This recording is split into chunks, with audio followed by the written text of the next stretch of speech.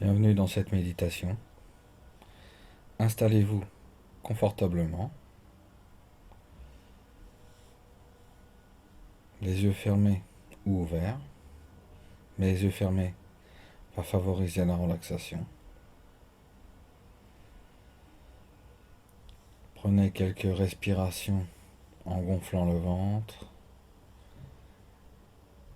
et en expirant par la bouche.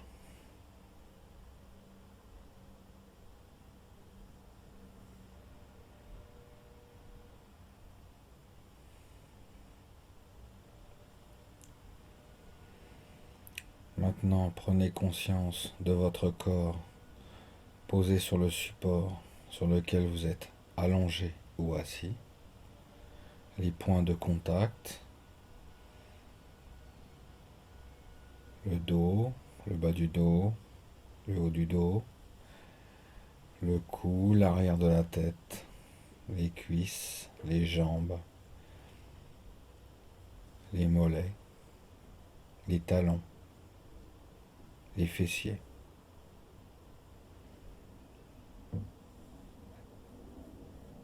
L'arrière des épaules, le bras, les avant-bras,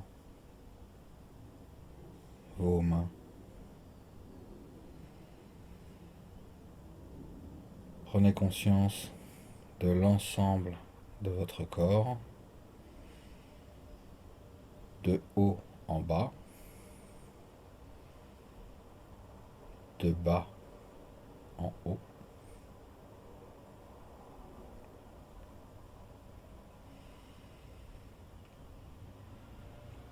Maintenant, écoutez les mots que je vais prononcer. Le bonheur ne se trouve pas avec effort et volonté, mais réside là, tout proche, dans la détente et l'abandon. Ne sois pas inquiet, il n'y a rien à faire. Tout ce qui s'élève dans l'esprit n'a aucune importance parce que c'est dépourvu de réalité. Ne t'attache pas aux pensées, ne les juge pas. Laisse le jeu de l'esprit se faire tout seul, s'élever et retomber sans intervenir. Tout s'évanouit et recommence à nouveau sans cesse. Cette quête même du bonheur est ce qui t'empêche de le trouver, comme un arc-en-ciel qu'on poursuit sans jamais le rattraper. Parce qu'il n'existe pas, parce qu'il a toujours été là,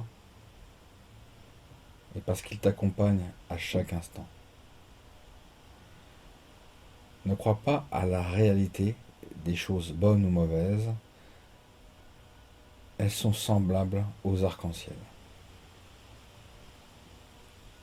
À vouloir saisir l'insaisissable, on s'épuise en vain.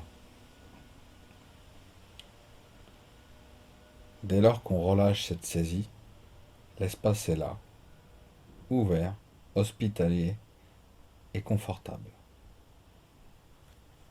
Alors jouis-en, ne cherche plus, tout est déjà tien. À quoi bon aller traquer dans la jungle inextricable l'éléphant qui demeure tranquillement chez lui? Cesse de faire, cesse de forcer, cesse de vouloir, et tout se trouvera accompli naturellement.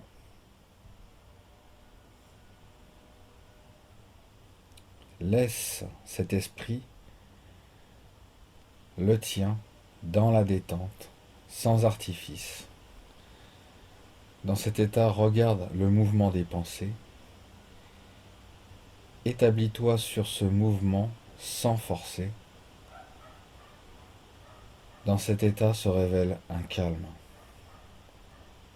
Pas d'attachement au calme, pas de peur du mouvement, pas de différence entre le calme et l'activité. Reconnais ces deux états comme des phénomènes mentaux s'élevant de l'esprit.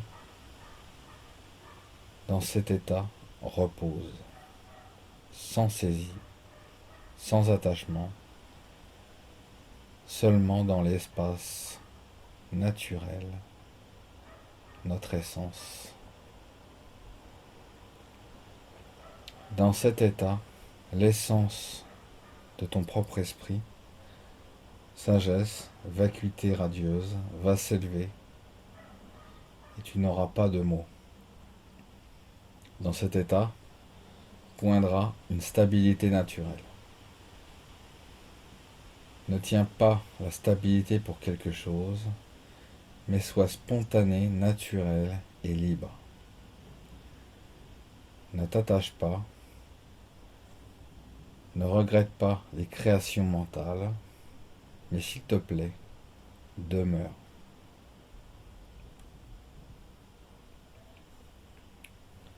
Se situer au-delà de toutes les notions de sujet et d'objet, c'est la vue royale.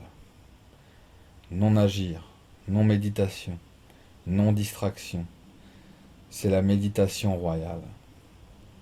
Non effort, non rejet, non adhésion, c'est l'action royale. En dépassant tout espoir et toute peur, le fruit devient visible. En transcendant tout point de référence, l'esprit n'existant pas, sa nature se révèle. Et en parcourant ni terre ni chemin, le fil de la voie de l'éveil est tenu. En méditant sans objet de méditation, l'insurpassable éveil est obtenu. L'univers inanimé et les êtres animés, tous les phénomènes, sont à propre apparence, apparence esprit, apparaissant néanmoins vide, mais cependant manifeste. Apparence, esprit, indifférencié, semblable à une illusion, à un rêve, n'étant rien, et pourtant capable d'apparaître, comme la lune dans l'eau. Sachant cela, dénoue la vieille manie qui tout saisit et pétrifie. Ouvre-toi à l'état spontané, naturel, la fraîcheur de l'essence, intelligence naturelle. Hormis cela, rien qui soit à penser ou à méditer, sans penser, sans agir, sans méditer, sans t'agiter, reste simplement posé, ouvert, et ainsi, s'il te plaît, médite.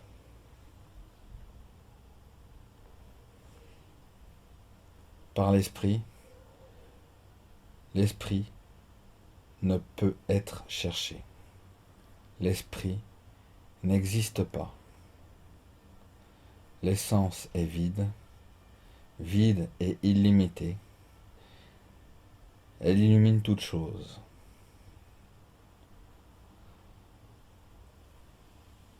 Sois ce grand méditant qui pratique la non-méditation, non-distraction, dans la grande félicité où luminosité et vide ne sont plus deux, mais unis.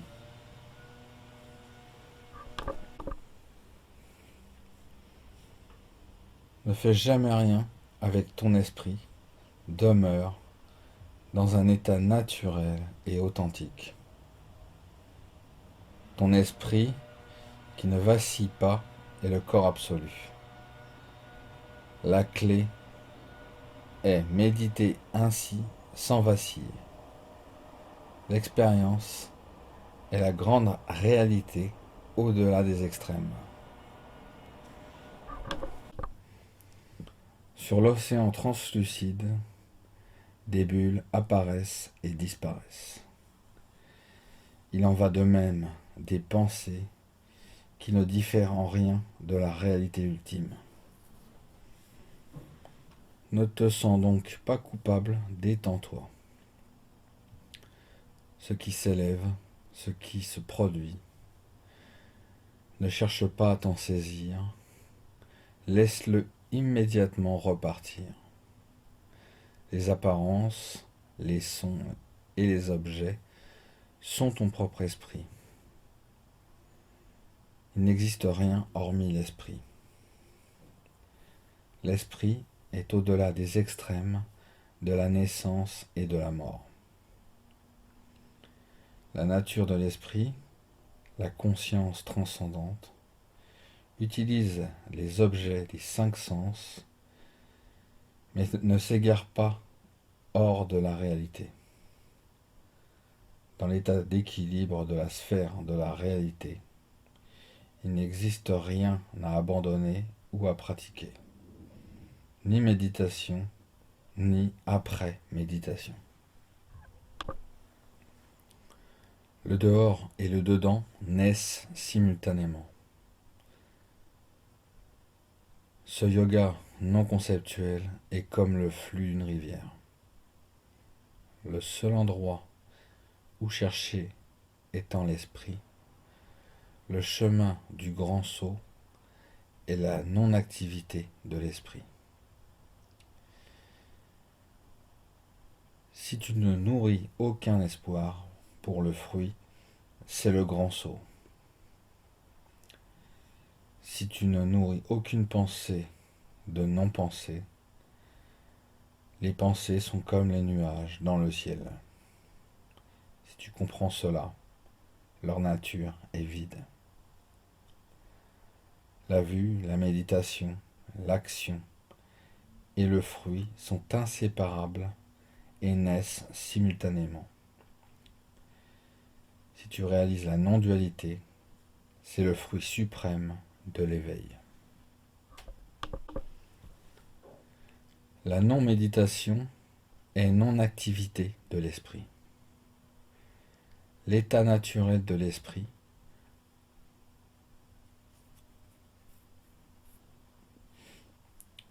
L'état naturel de l'esprit ordinaire est souillé par la concentration forcée. Dans l'esprit naturel pur, l'effort est inutile. Quand tu ne t'empares pas de lui, ou ne le laisses pas vagabonder, il se met lui-même au repos. Si tu ne comprends pas cela, il est inutile de méditer. En comprenant cela, tu transcendes le méditant et l'objet de la méditation. Quand une pensée s'élève, vois simplement sa nature. Ne conçois pas l'eau et les vagues comme deux choses différentes. Dans le grand saut de la non-activité de l'esprit, il n'existe même pas un atome sur lequel méditer. Ne pas séparer de la non-méditation est la méditation suprême. Ne pas être séparé de la non-méditation est la méditation suprême.